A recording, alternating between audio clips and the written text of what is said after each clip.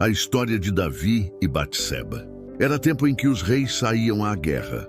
O calor do verão estava presente em Jerusalém e o exército de Israel se encontrava distante, acampado diante das cidades dos filhos de Amon.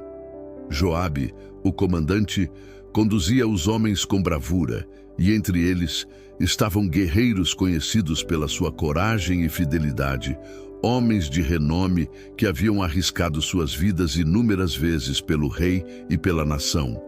Porém, Davi, rei de Israel, não estava entre eles. Ele permanecia em Jerusalém, em seu palácio de cedro, cercado por riquezas, honras e poder.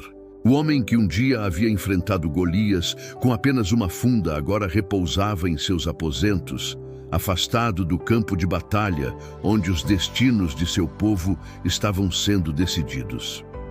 Numa tarde, depois de se levantar de seu leito, Davi caminhava pelo terraço do palácio. O sol declinava no horizonte, tingindo o céu de tons dourados e vermelhos, e a brisa suave soprava sobre a cidade. Foi então que seus olhos pousaram sobre uma cena que mudaria o rumo de sua vida para sempre. Uma mulher formosa que se banhava.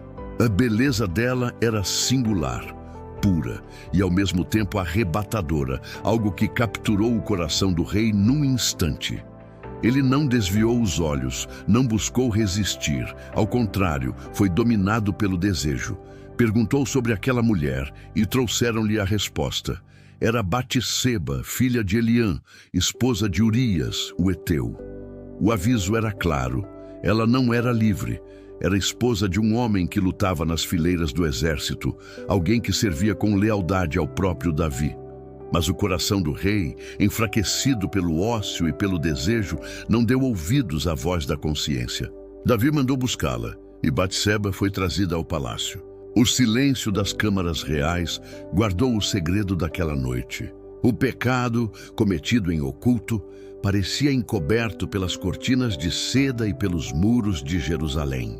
Quando a mulher voltou para sua casa, talvez levasse consigo um peso que não podia ser compartilhado, uma mistura de temor e silêncio diante da ordem de um rei. Passaram-se os dias e então veio a notícia inesperada. Batseba estava grávida. A mensagem chegou a Davi como um golpe. Aquilo que havia sido feito em segredo agora ameaçava vir à luz. O coração do rei se perturbou. Em vez de confessar, em vez de se quebrantar diante de Deus, Davi buscou um caminho de engano, um plano humano para esconder o erro. Mandou chamar Urias do campo de batalha, fingindo preocupação com a guerra e interesse pelo seu bem-estar. O guerreiro voltou, sem suspeitar das intenções do rei. Davi perguntou sobre Joabe, sobre a batalha, sobre os homens. Depois, com palavras de falsa generosidade, disse a Urias que descesse à sua casa, que descansasse nos braços de sua esposa. O plano parecia simples. Se Urias se deitasse com Batseba, todos acreditariam que o filho era dele. Mas Urias era um homem íntegro, fiel não apenas ao rei, mas também ao exército e à arca do Senhor. Ele não se permitiu desfrutar do conforto de sua casa, enquanto seus companheiros dormiam em tendas e arriscavam suas vidas no campo de batalha. Em vez disso, deitou-se junto aos guardas do palácio. Quando Davi soube, ficou inquieto. Ainda tentou outra vez. Convidou Urias para comer e beber com ele, embriagou-o, esperando que a bebida enfraquecesse sua determinação. Mas nem mesmo assim Urias desceu à sua casa. Sua lealdade era maior que qualquer instinto. Sua consciência não permitia trair seus companheiros em armas. Diante da fidelidade de Urias, Davi tomou uma decisão sombria. Pegou o pergaminho e escreveu uma carta a Joabe, seu comandante. As palavras eram frias, calculadas. Ponde Urias na frente da batalha mais renhida e deixai-o só para que seja ferido e morra. A carta foi selada com o selo real e entregue nas mãos do próprio Urias, que, sem saber, levava sua sentença de morte. Assim, o homem leal carregava a mensagem que decretava seu fim. Joabe recebeu a ordem e obedeceu. Urias foi colocado na linha de frente, onde a batalha era mais cruel. Os homens da cidade saíram e lutaram contra Joabe, e Urias tombou junto com outros servos de Davi. A notícia chegou a Jerusalém. Urias estava morto. Davi recebeu o relato e disse ao mensageiro que consolasse Joabe. No entanto, o que Davi tentava encobrir não estava oculto diante dos olhos de Deus. Após o tempo de luto, Davi tomou Batseba como esposa, e ela lhe deu um filho. Aos olhos dos homens, tudo parecia resolvido.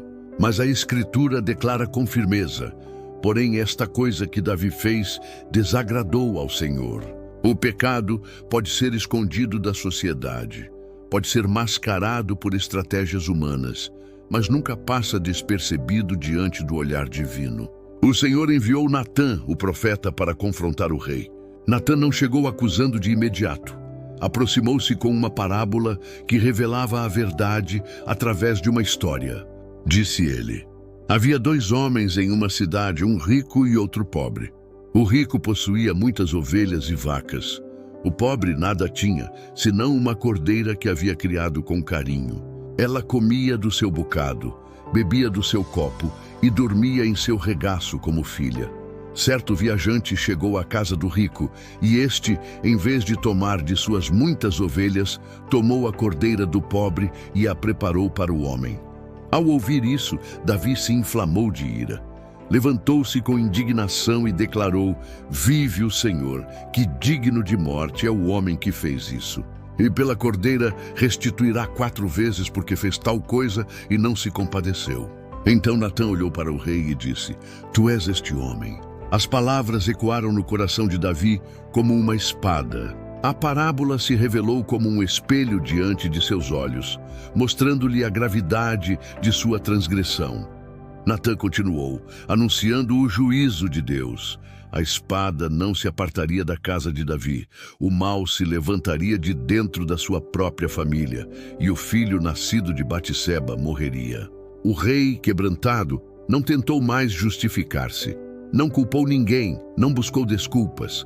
Prostrou-se e disse: pequei contra o Senhor. Sua confissão foi sincera, e o profeta respondeu: também o Senhor perdoou o teu pecado, não morrerás. Havia perdão, mas também haveria consequências.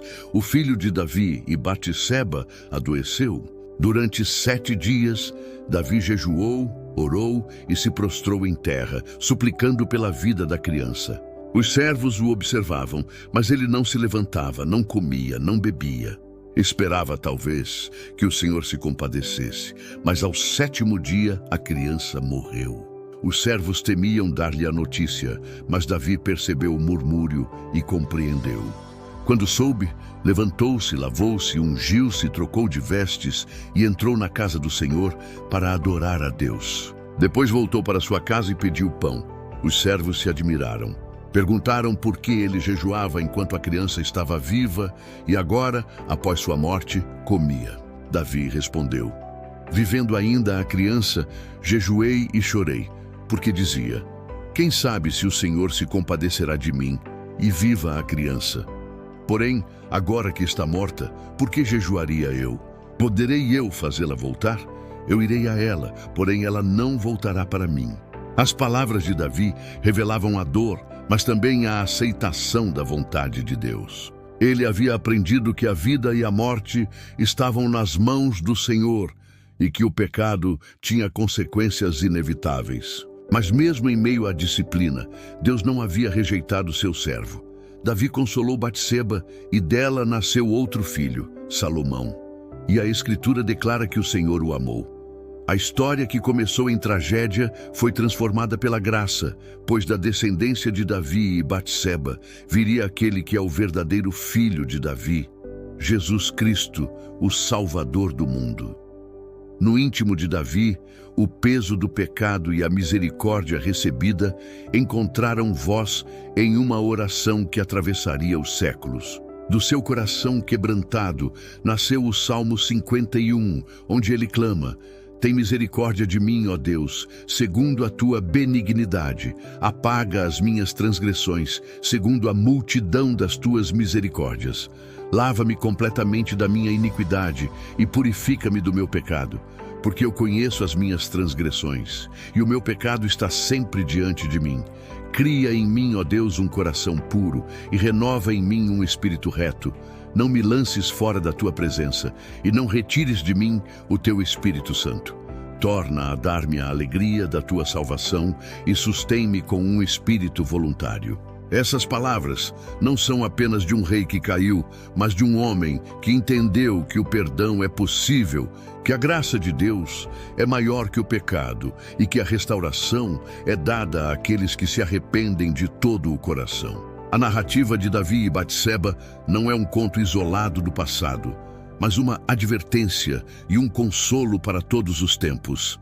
Adverte-nos sobre a fraqueza humana, sobre como um olhar desviado pode levar a um abismo de transgressão, sobre como o pecado, quando não confessado, gera correntes de engano, destruição e morte.